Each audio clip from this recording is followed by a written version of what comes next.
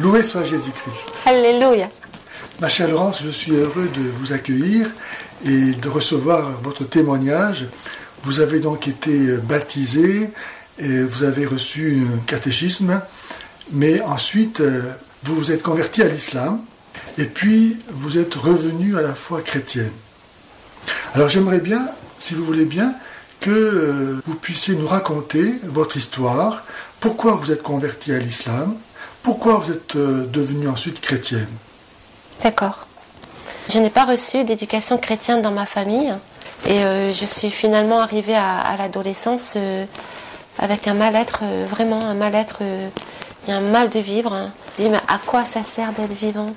Ça sert à quoi d'être en vie? Je n'avais pas de repère en fait, je n'étais pas construite quoi, en fait. Et puis j'ai rencontré en fait des musulmans français. Pour moi ça a été la réponse à mes questionnements évidemment dans l'état où j'étais. Mais j'étais vraiment comme une feuille morte qui se laisse tomber, qui est emportée par le vent et elle va là où le vent la porte. C'est ça. J'étais comme ça quoi. Ouais. Et j'ai rencontré ces musulmans et, qui m'ont parlé d'un Dieu, Allah. Et pour moi ça répondait à ma soif. Donc j'ai de suite adhéré à l'islam. Enfin on me disait voilà ça sert, tu es vivante parce que voilà il y a un Dieu qui t'a créé, etc. etc. Enfin un sens quoi. Ouais. Et donc c'est pour ça que j'ai adhéré. Vous voyez, j'avais pas de cadre avant. Et donc voilà, j'ai fait la shahada, donc il fallait la dire en arabe, même si je connaissais pas l'arabe encore à l'époque, donc je l'ai dit en arabe. Vous le connaissez maintenant aujourd'hui l'arabe? Oui, j'ai appris l'arabe ensuite. Oui, parce que, bon, je vous le dirai au fur et à mesure, mais l'islam, en tout cas les musulmans disent que l'arabe est la langue du paradis, et que le Coran est toujours très mal traduit si ce n'est pas en arabe.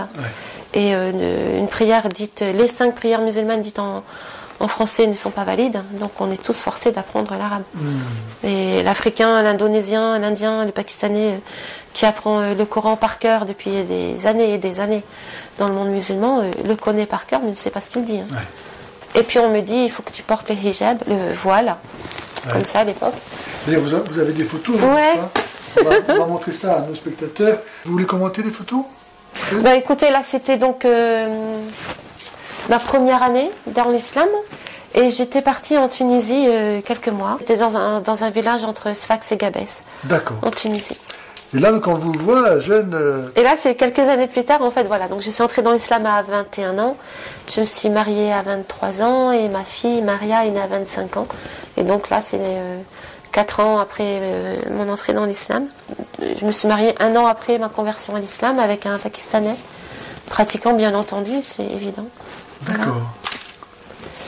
Et puis bah là, on voit dans ma famille, hein, donc là c'est avec vous flottez, hein, avec ma soeur et son enfant, et ma fille là qui vient de naître, Maria. Donc vous êtes convertie à l'âge de 21 ans, vous avez commencé à apprendre l'arabe tout de suite pour pouvoir dire vos prières. On nous apprend très rapidement à donner la prière principale. C'est qui est le Fatiha, la communauté musulmane en fait. Comment vous l'avez rencontré où cette communauté? Alors quand j'ai rencontré donc ces musulmans français, ils m'ont introduit auprès d'amis, à eux donc d'amis musulmans. Dans des familles finalement. Dans des familles, tout à fait, en appartement. On avait des cours d'islam à la mosquée, des cours d'arabe, des cours de tajwid, c'est-à-dire de psalmodie du Coran, et puis on se voyait entre femmes aussi. Chez les unes, chez les autres. Chez les unes, chez les autres, etc. Pour lire l'arabe ensemble, je me souviens même plus pourquoi d'ailleurs, pour parler de l'islam, pour faire des gâteaux ensemble, pour faire du thé ensemble, enfin voilà. Il y a une vie effectivement fraternelle qui se fait. Et puis, il s'est trouvé très vite, en fait, j'avais tellement cette soif, cette faim spirituelle, il s'est trouvé très vite que je n'avais pas envie de rester chez mes parents, qui n'étaient pas musulmans, qui mangeaient du porc, qui buvaient d'alcool, donc voilà, ça exclut très rapidement en fait. Vous vous sépariez des impurs.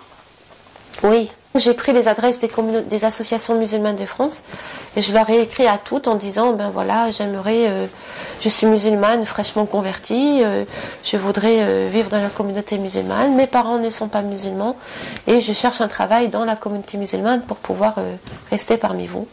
Et c'est ainsi que j'ai rencontré celui qui est devenu mon mari en fait, Abderrahman, qui est pakistanais et qui était venu en France envoyé par le parti islamique de son pays pour étudier justement faire de l'économie comparée. Voilà.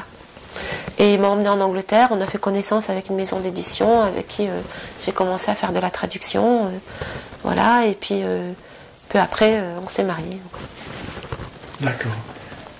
Évidemment, selon à la mosquée. À la mosquée, on s'est mariés à la mosquée, bien entendu. Alors, moi, je ne l'ai pas dit sur le coup, mais bien gênée par rapport à mes parents. Comment leur faire comprendre? Ben non, ils ne sont pas venus. Tu étais au courant? Après, je leur ai dit après. Ah, oui. Il n'y a pas de mariage civil, il n'y a pas de robe en blanc, il n'y a pas de banquet. Pas de mariage civil? Non. C'est interdit normalement en France d'être marié sans passer devant l'état civil. Je ne savais pas. Ah oui. Je ne savais pas. Si.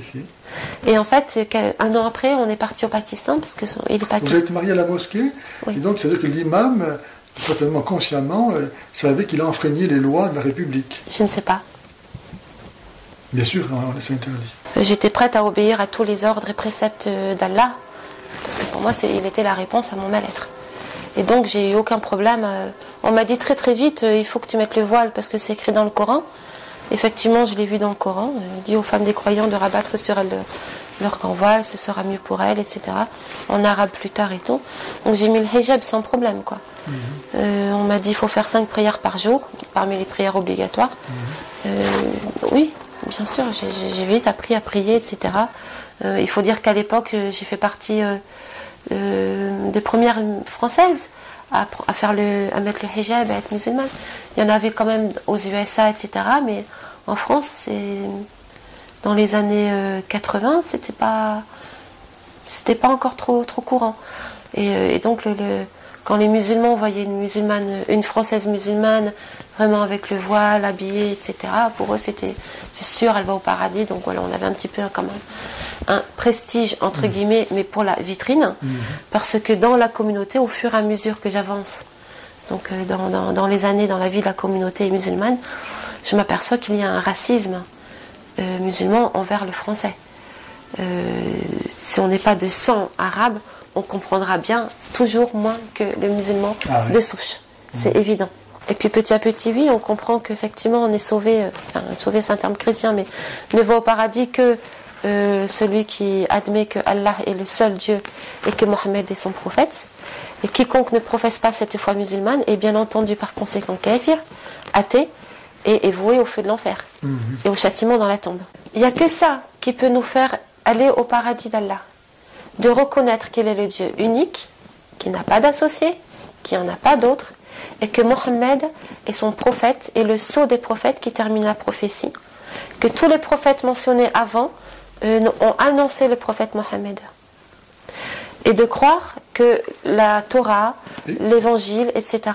ont annoncé la venue de Mohammed, mais que les juifs et les chrétiens ont falsifié leurs livres pour renier ça. Si on veut vraiment croire que Allah est le vrai Dieu, au mépris de notre propre réflexion, on fait ce choix et on croit Allah et on arrête de réfléchir. En fait, l'islam dit, mais comme postulat, que chaque être humain de toute l'humanité est musulman par nature, par innéité. Et qu'ensuite on pervertit notre foi et qu'on devient athée, bouddhiste, etc., etc. Le grand privilège de l'islam, c'est de croire que Dieu est unique, n'est-ce pas? Or, tous les chrétiens, tous les juifs, tous les prophètes ont déjà dit cette chose-là. Donc Mahomet, pourquoi l'a annoncé? Parce qu'il n'apporte rien finalement de nouveau. Absolument. Donc voilà une contradiction. Ça montre bien que c'est un endoctrinement, l'islam. Il y a un verset par exemple du Coran qui dit ô vous les croyants, il vous est permis d'épouser 1, 2, 3, 4 femmes, ou des épouses parmi les croyants, ou celles que vos mains possèdent. Donc celle que vos mains possèdent, c'est une traduction littérale de l'arabe, qui veut dire donc vos esclaves. Quand on est musulmane, qu'on adhère à cette foi et qu'on le croit vraiment, cette parole ne nous choque pas. Et moi, à l'époque, je passais au-dessus, je me demande aujourd'hui comment j'ai fait. Mais les fois où je m'arrêtais, je me disais oui, non, mais c'est plus maintenant. C'est plus maintenant, ça n'existe plus, l'esclave maintenant. Alors que c'est faux. On le voit très bien, ce qui se passe au Tchad, au Nigeria. Voilà, au Nigeria, en Irak, partout, voilà. On attire les occidentales avec un discours qui est complètement tout autre. Parce qu'en fait, dans l'islam, il y a tout et son contraire. Et dans l'islam, il est dit que la femme est exaltée, la mère est exaltée. Il y a un hadith qui est célèbre. Non, c'est dans le hadith. C'est dans la sunna. Qui est aussi important que le Coran, quand même. Et un tout petit degré en dessous, mais pas grand-chose. Et il y a un hadith qui est très célèbre et qu'on nous donne à longueur de vie, c'est le paradis se trouve sur les pieds des mères. Voilà, et que la femme est très honorée dans l'islam. Ce que les non-musulmans disent, ils sont pas gentils parce que c'est pas vrai, etc. Et voilà. Et donc, quand on a envie d'y croire, on le croit. C'est ça. Quand on a envie d'y croire, on y croit. Ben oui. C'est ça. Ben oui. D'accord. Mais par rapport à ces versets du Coran, pour vous, c'était de l'ordre du passé, ou c'était du passé, oui, voilà. C'était. De toute façon, aujourd'hui, il n'y a plus d'esclaves, etc. J'ai du mal à comprendre en fait comment j'ai absorbé, comment j'ai absorbé toutes ces phrases-là en disant Amen, Amin, à chaque fois. Je ne sais pas comment. D'accord. C'est l'effet de l'endoctrinement, vraiment. Et non seulement ça, ma chère Laurence, mais si le Coran est la parole éternelle de Dieu, même si ce n'est pas aujourd'hui le cas, ça n'empêche pas que ça devrait l'être, puisque c'est la parole éternelle de Dieu. C'est pour ça, exactement, c'est qu'on a une lecture communautaire qui nous empêche de voir des contradictions. Et quand on voit des contradictions, on explique par le fait que c'est nous qui n'avons pas la foi suffisante. Parce que... Oui, parce que le dogme, le socle même de la foi, c'est que le Coran a été révélé par Allah. Tout ce qui est dans le Coran est vrai. Et oui, si c'est Allah qui le dit, il ne peut pas se tromper, c'est évident. Mais exactement. Et donc, c'est quand même simple à comprendre. Si le Coran est la parole de Dieu, forcément ce qu'il dit c'est vrai. Enfin, comprenez ça tout de même. Exactement. Et si vous ne comprenez pas ça, vous êtes vraiment des mécréants, quoi. On est prêt à gober n'importe quel argument, même si on ne le trouve pas sensé. On va le trouver sensé. On va le trouver sensé. Et si les gens ne comprennent pas, c'est parce qu'ils ne comprennent pas Allah. Ils ne savent pas. D'accord. Et donc à partir de là, si on y a quelque chose qu'on ne comprend pas, ou qu'on comprend mal, ou qui nous pose question dans le Coran, ce n'est pas à cause du Coran, c'est à cause de nous. Bien sûr. D'ailleurs, dans le Coran, Allah il dit que ceux qui cherchent à comprendre, ce sont des gens qui mettent le bazar et il faut les condamner. Mais il a parlé à travers le Coran et c'est tout. Mais seul il connaît l'interprétation. Autrement dit, on pourrait comprendre. Je ne suis pas là, nous. Mais surtout, donc, comme vous disiez, ce sont ceux qui cherchent à comprendre, qui sont culpabilisés. Tout à fait. Et donc, ils lisent ça, ils lisent le Coran parce qu'ils veulent être de bons croyants. Ils veulent aimer Allah. Et ils sont victimes de l'islam. Ils sont victimes de l'islam. Ils sont empêchés de réfléchir. Le musulman croit que le chrétien est polythéiste, mouchrik. Le musulman croit que le chrétien croit en un Dieu qui est Père, Fils, et que Marie est la troisième des trois. À cause d'une mauvaise traduction, c'est encore des preuves que le Coran s'est élaboré au cours des siècles. Pour le bon vouloir et d'action de calife, comme pour l'adoption, le concubinage, etc. Bien sûr. Et en fait, Esprit Saint, c'est un mot qui est féminin, et ça a été traduit, et les copistes qui ont écrit ça en arabe ont cru que c'était Marie, qui était dans la divinité de Troie, quoi. Et donc voilà, c'est une erreur. Vous n'osiez pas remettre en cause tout le système qui s'est imposé à vous comme étant d'origine divine. Ça a été monstrueux de votre part d'oser critiquer, soumettre une question à quelque chose qui se présentait comme étant parfait, n'est-ce pas ? Et je ne pouvais d'autant moins remettre en cause quelque chose qui avait l'air de répondre à ma faim et à ma soif. D'autant plus. Parce que vous le dites comme ça, n'est-ce pas ? Parce que vous aviez projeté sur l'islam la réponse à mon mal-être de l'adolescence. Absolument.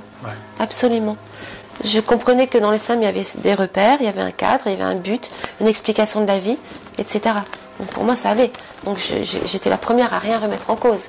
Et j'étais la première dans ma lecture de tous les jours du Coran, que si je ne comprenais pas, c'est à cause de moi qui ne comprenais pas.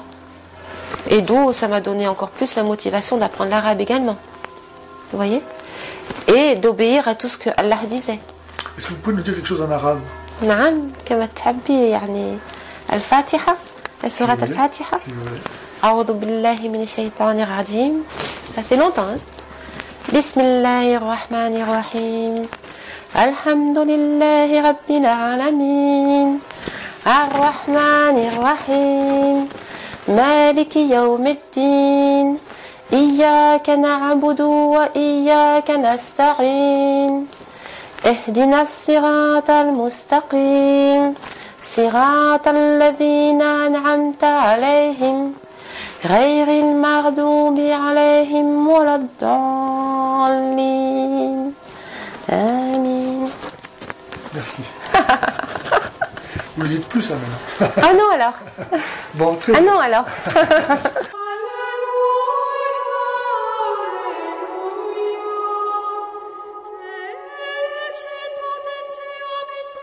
On dit Dieu est très miséricordieux, tout miséricordieux. Et ce qui permet aux musulmans de dire que l'islam est religion de paix. Islam ne veut pas dire paix, il veut dire soumission. Salam, c'est la paix. Ils se trompent. Ils se trompent sciemment, ils le savent. Ils nous trompent. Et la miséricorde, donc, parce que le Coran a toutes les 2 pages, façon de parler, le mot miséricorde, les musulmans disent donc voilà, la preuve c'est qu'on est miséricordieux. Voilà, oui, c'est ce niveau-là. C'est ce niveau-là. Voilà, il faut encore une fois faire attention au vocabulaire dont je parlais tout à l'heure. Quand on parle de miséricorde, donc on parle de foi, etc. Quand je parle de foi dans l'islam, ça va pas être la foi que nous comprenons en tant que chrétiens. Mais ce que je voulais dire, c'est que l'islam est un livre de pratiques rituelles, une religion de pratiques rituelles. Et donc, il y a énormément de choses qui sont halal. Tout est soit halal, soit haram. Soit péché, soit pas péché. Moi, je témoigne. Je connais le Coran et je l'ai pratiqué et je l'ai lu dans le texte arabe. Ceux qui pratiquent le Coran, ce sont ceux qui prennent les armes et qui viennent conquérir le monde. Tout à fait. Le bon musulman moyen qui pratique pas ou qui pratique peu juste sa prière et son ramadan et qui boit un petit peu d'alcool éventuellement, etc. Lui, il va se faire tuer comme nous. Bien sûr, c'est clair. Il n'applique pas le Coran. Il n'applique pas le Coran. Il n'applique pas le Coran. D'accord. Il est plus en harmonie avec son cœur. Oui. Et donc, ils sont complexés. Ouais. Et c'est pour ça que devant un imam ou devant un djihadiste, etc., ils baissent les yeux et ils peuvent pas répondre. Parce qu'ils sont prisonniers. C'est ça. Ils sont prisonniers entre ce que leur cœur leur dit et ce que l'islam leur impose. Voilà. Et c'est une grande souffrance. C'est très dommage que ces gens n'aient pas le courage de quitter l'islam. C'est difficile. C'est très difficile. Vous l'avez bien fait, vous. Oui, moi je l'ai fait, mais ma famille n'est pas musulmane et ma belle famille était au Pakistan. Pour moi, c'était facile. Je n'avais que à quitter la communauté géographiquement. L'individualisme est quand même assez combattu dans ce genre de communauté. D'ailleurs, dans l'islam, ça à tel point que l'individu n'existe pas. La personne. La personne même n'existe pas. C'est ça. Tout est communautaire. On ne peut rien faire. On ne peut pas avoir un choix personnel si la communauté nous pointe du doigt. C'est impossible. On a des doa, c'est-à-dire des invocations avant de manger, après manger, avant d'aller dans la salle de bain ou aux toilettes et en sortant. En quittant une maison, il faut sortir avec le pied gauche et entrer avec le pied droit. Et il y a une invocation à faire aussi. On entre dans la mosquée, c'est pareil. Voilà, on a l'esprit qui est occupé tout le temps à quelque chose et qui se codifie et qui se norme. Tout est ritualisé, codifié, quantifié et même quantifié. Donc c'est ça quand on parle de foi dans l'islam. Et c'est toujours ce problème pour un même mot. Il y a 2 définitions différentes avec 2 conséquences pratiques dans la vie concrète différentes. Et donc si on ne va pas au-delà de ça dans les dialogues islamo-chrétiens, il n'y a pas de dialogue. Il faut quand même se poser la question, depuis plus de 60 ans existe ce dialogue islamo-chrétien, il n'y a toujours aucune rencontre fructueuse, intelligente, fine, subtile. Et les chrétiens sont toujours persécutés. En fait, le temps passant et les années passant, il y a ces pratiques-là ont commencé à m'étouffer en fait. Parce que moi je visais vraiment Allah, ma soif c'était lui, et c'était pas forcément des pratiques rituelles. Il y a une des choses qui m'ont décidé à quitter la communauté musulmane, tout en restant musulmane, c'est par exemple des lois stupides. À un moment j'en ai eu jusque là quoi. C'était par exemple pendant Ramadan, pendant le jeûne du Ramadan, le coton-tige, on ne peut pas l'utiliser et l'introduire dans l'oreille pour se nettoyer l'oreille parce qu'on introduit un corps étranger dans notre oreille et donc on casse le jeûne. Donc il y a un moment où d'entendre ça pendant des années ou de ce niveau-là, quel que soit le domaine, le jeûne, la prière, ou etc., j'en pouvais plus. Et c'est ça qui m'a fait quitter la communauté. Mais il était évident que je ne quittais pas l'islam parce que pour moi le Coran était toujours le livre d'Allah révélé et Allah était toujours le vrai Dieu. D'accord.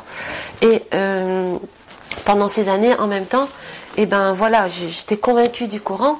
Et dans le Coran, Dieu nous parle de dunya wal akhirah, bien dans ce monde et dans l'autre. Il nous promet, si nous sommes obéissants à lui, d'avoir des récompenses et dans ce monde et dans l'autre. Et les années passant, donc je suis musulmane et j'élève mon enfant dans l'islam, etc., je m'aperçois que finalement, je ne suis pas épanouie comme personne en fait. Ni comme épouse, ni comme mère, ni comme femme. Je ne suis pas quelqu'un d'épanoui.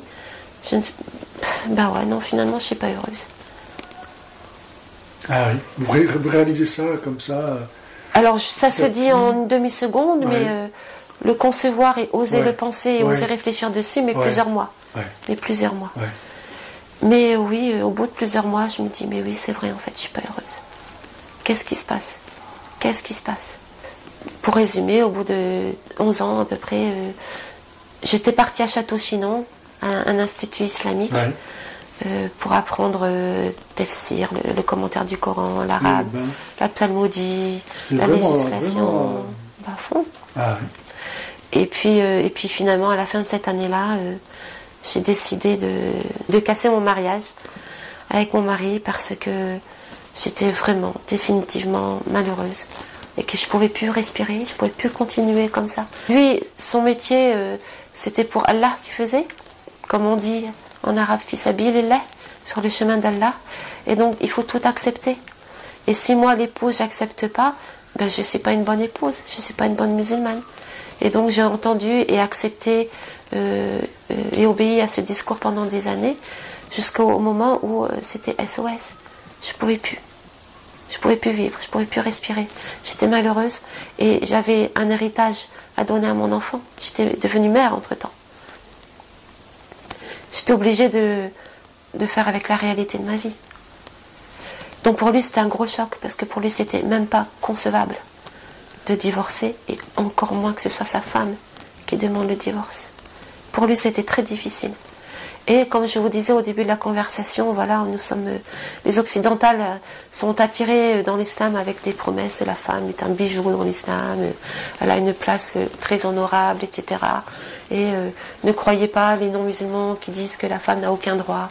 Et puis, il fallait bien que je vive, évidemment avec le hijab, parce que j'étais toujours musulmane, convaincue d'Allah. Mais il fallait que j'ai un logement et il fallait un travail avec le voile et puis son enfant, elle était à l'école à l'époque, etc. C'était pas facile. Et j'ai continué et c'est à partir de ce moment-là aussi où le fait de quitter la communauté musulmane, si vous voulez, et de revenir, de vraiment avoir, de chercher une relation plus intense et donc finalement plus personnelle avec Allah, a fait que ma lecture du Coran est devenue une lecture personnelle en fait. Ça s'est fait tout seul. Le fait de quitter la communauté musulmane a apporté une lecture personnelle du Coran. Et ça, c'est quelque chose que vous allez retrouver dans de nombreux témoignages. Je l'ai entendu vraiment plusieurs fois, d'ex-musulmans qui sont devenus chrétiens ou qui ont arrêté la foi musulmane. À un moment de leur vie, ils font une lecture personnelle. Joseph Fadel le dit aussi très clairement, beaucoup d'autres, voyez. Et je commence cette lecture personnelle, et là, je commence à lire comme des choses que j'avais jamais lues, quoi, si vous voulez. Mais surtout, en fait, c'est que je veux garder le Coran comme livre de chevet. Je suis toujours convaincue qu'Allah, il est le vrai Dieu. Et que il faut être musulman pour être heureux, fit dunya wal akhirah, dans ce monde et dans l'autre. Et le temps passe, les années passent encore, 2-3 ans, et je m'aperçois que je suis toujours malheureuse. Je suis toujours malheureuse comme les pierres. Pourtant, vous êtes et fervente. toujours pas épanouie. Et je suis Vous faites fervente. tout ce que vous pouvez pour obtenir... Et j'en témoignerai au risque de passer pour une orgueilleuse ou je sais pas comment dire, mais je témoignerai jusqu'à la fin de mes jours que j'étais à fond sincère. dans l'islam. Ouais. J'étais sincère. Ouais. J'ai fait plus que mes 5 prières, plus que le ramadan. Ouais. J'ai passé des nuits blanches à lire le Coran, des nuits blanches à parler avec des musulmans, et des nuits blanches à chercher au fond de moi pour arrêter d'être méchante, arrêter d'être impatiente, arrêter d'être, de couper tous les défauts. J'ai passé des nuits blanches, c'est pas une image. Et donc, j'avais vraiment ma sincérité pour moi, et ma volonté d'être soumise à Allah. Et pour moi, c'était un honneur et un amour d'être soumise à Allah. Parce que j'avais pas d'autre comparaison. Moi, c'était bien. Vous voyez ? Et les années passent, encore, et je suis toujours pas heureuse. Et je suis toujours, mais vraiment de plus en plus malheureuse finalement. Et je suis obligée, là franchement c'est SOS quoi. J'ai le voile, je dois travailler, j'ai pas de mari, j'ai un petit bout de fille, un bout d'enfant qui a pas demandé quoi que ce soit, qui veut juste être une bonne musulmane comme tout le monde, hein, parce que je la prends comme ça. Et c'est dur. Et je suis obligée de m'asseoir et de me dire qu'est-ce qui se passe. Donc ça, encore une fois, je l'ai dit en une phrase, ça prend des mois à le concevoir, à oser le penser et à oser s'asseoir et dire un jour à Allah, Allah, je comprends rien, je te suis depuis longtemps, je sais que tu as la vérité. Je sais, j'ai fait un discours de vérité sur ma vie et je lui dis, je te sens pas dans ma vie, Allah, je ne te sens pas dans ma vie. Donc je vais faire quelque chose pour t'obliger à venir dans ma vie. Tu demandes que les femmes, tes croyantes, mettent le hijab. Je vais quitter le hijab, Seigneur, Dieu, plutôt Allah, pour que tu me punisses. Et le fait que tu me punisses, je vais savoir qu'enfin, je vais être sûre que tu sois dans ma vie. Vous voyez ? D'accord. La preuve, pas le contraire, quoi. Oui. Il fallait qu'il me dise qu'il est là. Parce que dans la communauté, dans mon mariage, dans la lecture personnelle du Coran, je ne le trouvais plus. Et j'avais mis toute ma vie. Ouais. J'avais sacrifié ma carrière professionnelle. J'avais mis ma vie conjugale. J'avais mis ma maternité, ma vie de mère, ma vie de femme. C'était juste impossible qu'il ne soit pas là. C'est pas vrai. Il y a un truc que j'ai pas compris. Et ben je vais lui dire, Allah, j'ai pas compris. Je te vois pas dans les bienfaits. Viens me punir. Mais je saurais que tu es là. Mon Dieu. Et donc il y a une chose pour le dire et une chose pour le faire. Parce que j'étais fière d'être musulmane, j'étais fière d'avoir le hijab. Vous voyez ? Et puis il faut passer à la désobéissance. Mon Dieu, vous restez gros là, vraiment, c'était magnifique. Hein. C'était SOS. SOS. Vous le provoquiez, quoi. Sans oser le dire, mais c'était ça. C'est beau. Et puis, je décide un jour, je mets pas mon voile. Et je sors dehors. 1 jour, 2 jours, 3 jours, plusieurs jours. Et en fait, le ciel tombe pas sur la tête. Il se passe rien. Et il ne se passe rien. Et ça a été comme le château de cartes qui s'écroule. Vous attendiez à quoi que être frappé de la lèpre, devenir aveugle? Je sais pas. Un châtiment. Un châtiment, une punition. Voilà. Une punition. La maison en feu. Je sais pas, oui, quelque chose. Voilà. Un accident, j'ai plus de jambes, je sais pas. Et il se passe rien. Il se passe rien. Il se passe rien. C'est un Dieu mort, quoi. Mais en fait, moi, ça a été le château de cartes qui s'écroule, quoi. C'était les châteaux de cartes qui s'écroulent. Mais alors, si là, il n'est pas là, et dans la prière, mais est-ce que ça explique pas pourquoi ça répond pas à mes prières? Est-ce que ça n'explique pas, s'il n'est pas là, que ça répond, qu'il n'y a pas de réponse à mes demandes? À ma soif d'être épanouie, d'être une femme. Je me suis toujours fait une illusion, finalement. Mais alors, ça veut dire ça? Ça veut dire que j'arrive à 40 ans et que je m'aperçois que Dieu n'est pas vrai, et qu'il n'est pas vrai, et que c'est une illusion, et que je me suis fait avoir. Et on en prend un coup là dans son intégrité, dans son orgueil, bien ou mal placé, on s'en fout là. Je suis une belle idiote, et j'ai entraîné ma fille. Et j'ai 40 ans, j'ai jamais travaillé, j'ai mis toute ma foi et toute ma vie dans une chose dont j'ai été passionnée, qui n'existe pas. Magnifique. Non. Mais si, c'est magnifique. Avoir le courage d'accepter, de reconnaître cette éventualité, il faut être très fort. Il faut être très désespéré, en fait. Et sincère. Ouais. Si on a blindé la sincérité, on est obligé d'y être. On est obligé de le voir, ça. Merci Seigneur. Et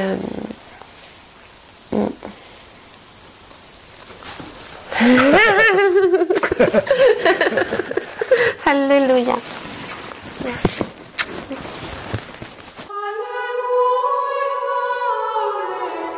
Et donc quelques temps passent ainsi. Et puis je peux juste pas rester, je peux pas continuer encore une fois à vivre comme ça, quoi. J'étais complètement liée à l'intérieur.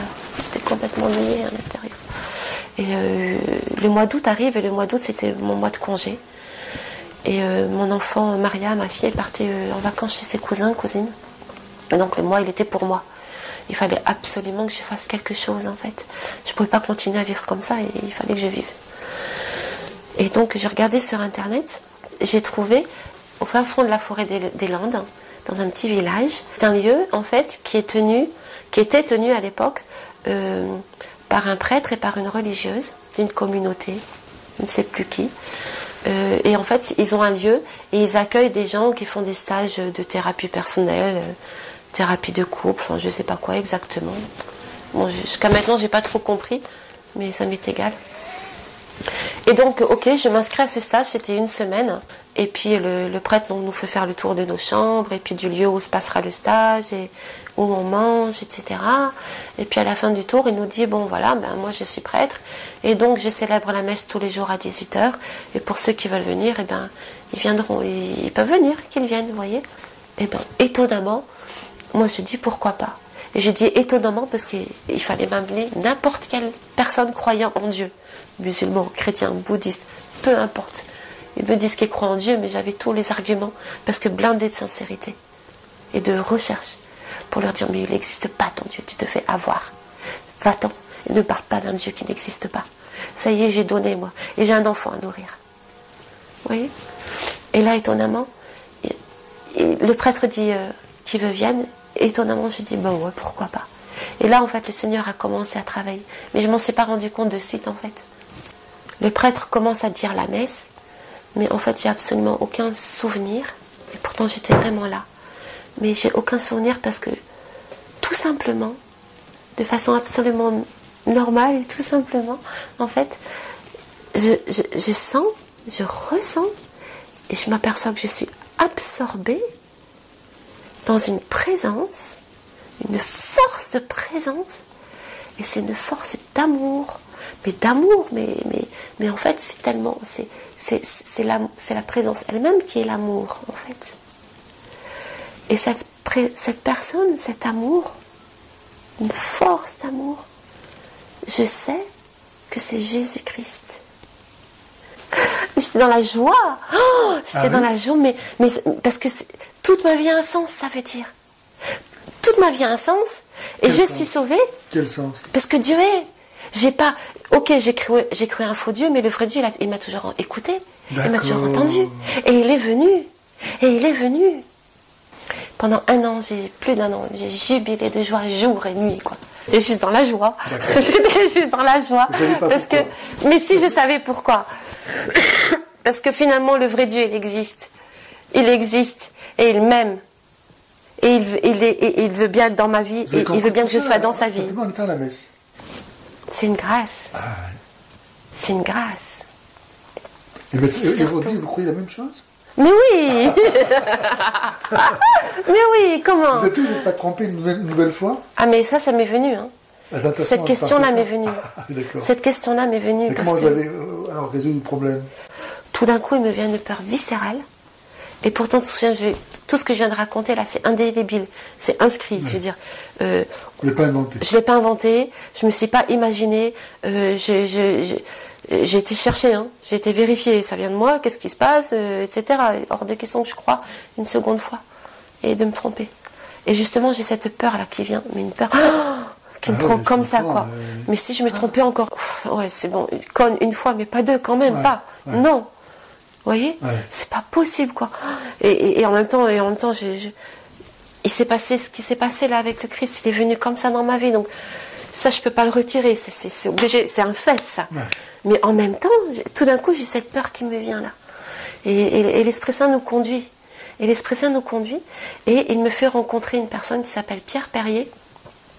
Et qui est, depuis plus de 40 ans, sur les recherches dans l'oralité des évangiles, le premier siècle chrétien, comment le Christ, quelle était la pédagogie du Christ envers les apôtres et les apôtres envers nous, jusqu'à aujourd'hui, pour transmettre la parole, le verbe.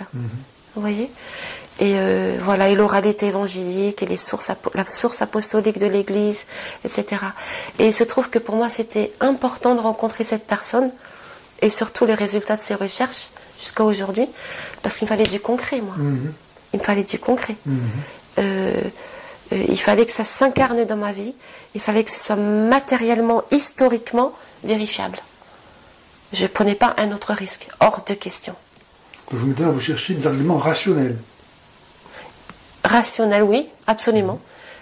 Puisque finalement, on a le droit de croire à son bon sens. Je cherche des arguments de bon sens, historiques. Et en même temps, de rencontrer Pierre Perrier, je fais la rencontre du père Édouard-Marie Galès, qui a écrit, entre autres, sa thèse sur l'origine historique de l'islam et l'élaboration du Coran au cours des siècles. Le Messie et son prophète. Le Messie et son prophète. Et quel est le rôle des sacrements pour vous ? Il se produit dans le sacrement ce que j'ai vécu ce jour-là, en fait. Donc c'est ça qui est bon. C'est le Seigneur lui-même qui vient. Dans le sacrement de l'Eucharistie, dans le sacrement du pardon. Et j'ai reçu le sacrement de confirmation après, parce que je ne l'avais pas eu quand j'étais enfant. Et donc je l'ai reçu 2 ans après, donc ça fait 4 ans maintenant. D'accord, très bien. Sacrement de confirmation. Vraiment de recevoir l'Esprit Saint en soi. Ouais. Non pas comme un passager, comme un hôte de passage, mais comme quelqu'un qui demeure en vous, qui est partie prenante de ce que vous êtes, qui devient votre esprit. Voilà, et ami fidèle. Ami fidèle. Conseiller véritable. Amen. Mais c'est tellement vrai, c'est tellement vrai. Consolateur. Le consolateur. Et qui arrange les choses pour nous. Qui nous révèle, qui nous enseigne qui est Jésus. Parce que Jésus, on ne peut pas le connaître comme il est Dieu. On ne peut pas savoir qui il est si l'Esprit de Dieu lui-même ne nous révèle pas qui est Jésus. Oui, c'est vrai. Nul ne vient à moi, c'est mon Père qui m'a envoyé, me l'attire. Être chrétien, c'est une grâce extraordinaire, surnaturelle. Ça dépasse toute compréhension humaine. C'est pas à portée humaine, être chrétien. C'est un grand mystère, une grande grâce. C'est divin. Exactement. J'ai dit au Christ, Seigneur, mais vraiment, ok, tu veux mon bonheur. Autant que même moi, je ne peux pas m'imaginer être heureuse comme ça. Mais Seigneur, tu sais que dans mon bonheur, il y a ma fille. Qu'elle te connaisse, Seigneur. Ah oui. Qu'elle te connaisse et qu'elle soit aussi heureuse que tu me donnes de l'être. Et il se trouve que le Seigneur a fait un chemin avec ma fille aussi, qu'elle racontera à une occasion. Elle raconte, elle, de son côté. Ah oui. Elle a vraiment eu une rencontre aussi, donc elle raconte son éducation dans l'islam, des choses qu'elle a vécues, etc. Et cette rencontre qu'elle a eue avec le Christ, et elle a reçu le baptême. Vous êtes heureuse depuis que vous êtes devenue chrétienne ? Vraiment, vraiment. Qu'est-ce que vous diriez à des jeunes gens aujourd'hui qui veulent se convertir à l'islam ? Quels conseils vous leur donneriez ? De faire une lecture personnelle du Coran, s'ils ont déjà le Coran chez eux, ou Internet. Ils vont vous dire, moi je ne peux pas lire le Coran, je n'ai pas la science des savants, des cheikhs et des imams. Mais le Coran, chaque musulman a l'obligation de le lire, puisqu'il prie, les prières musulmanes sont faites avec des versets du Coran. On peut dire donc aux jeunes gens qui veulent se convertir à l'islam qu'ils ne doivent pas s'en remettre, sous prétexte qu'ils ne peuvent pas lire le Coran, à la science des savants, ou supposait-elle. Sinon, ça veut dire que Allah n'a pas une relation personnelle avec eux, mais que la religion musulmane, contrairement à ce qu'elle le postule, n'est pas une relation directe avec Allah, sans intermédiaire, sans associé. La preuve que l'islam se contredit, c'est qu'il a besoin d'associés pour pouvoir fonctionner, soit Mahomet, soit les imams, à Allah. Sinon Allah, on ne peut pas le comprendre. Oui, c'est vrai. C'est vrai, c'est vrai. Mais, l'endoctrinement est très très rapide pour ceux qui sont intéressés par l'islam. Et très très rapidement, on ne peut plus avoir d'oreille pour ce genre d'argument. C'est pas le fait d'avoir la foi qui prouve que ce en quoi on croit est vrai, puisque on peut avoir foi en plein d'idéologies, le marxisme, le socialisme, l'hitlérisme, Rahel, etc., etc. C'est pas la foi qu'on a et la force ou la fougue de foi qu'on y met qui fait que ce en quoi on croit existe. C'est la réponse qui est donnée à notre foi qui fait qui donne la preuve qu'elle existe, puisqu'il y a une réponse. Voyez. Et une réponse qui apporte paix, sérénité, joie, quelque chose qui est clair. Voilà, c'est clair et c'est simple. C'est cohérent. C'est du bon sens. Voilà, garder son bon sens. Et oui, ok, si on a le cœur malheureux et qu'on a besoin d'être guidé dans la vie, etc., ça empêche. Il faut garder son bon sens, quoi. Tu n'as pas demandé à venir sur Terre. Tu peux peut-être avoir le droit de demander pourquoi tu es sur Terre. Demande au vrai Dieu qui se révèle à toi. On ne sait pas comment il s'appelle. Tu ne sais pas comment il s'appelle, Jésus, Allah ou quoi que ce soit. Dis vrai Dieu. Toi qui es le vrai Dieu, qui a créé tout ceci et moi. Et le moment où je te pose cette question, qui es-tu? Demande à Dieu. Et il faut aller voir où est la vérité. Il faut aller voir où elle n'est pas. Donc on décortique les choses. Voyez, on décortique alors pourquoi ils croient comme ça, et pourquoi ça, et ceci et cela. Et en fait, tout est là, tout est donné.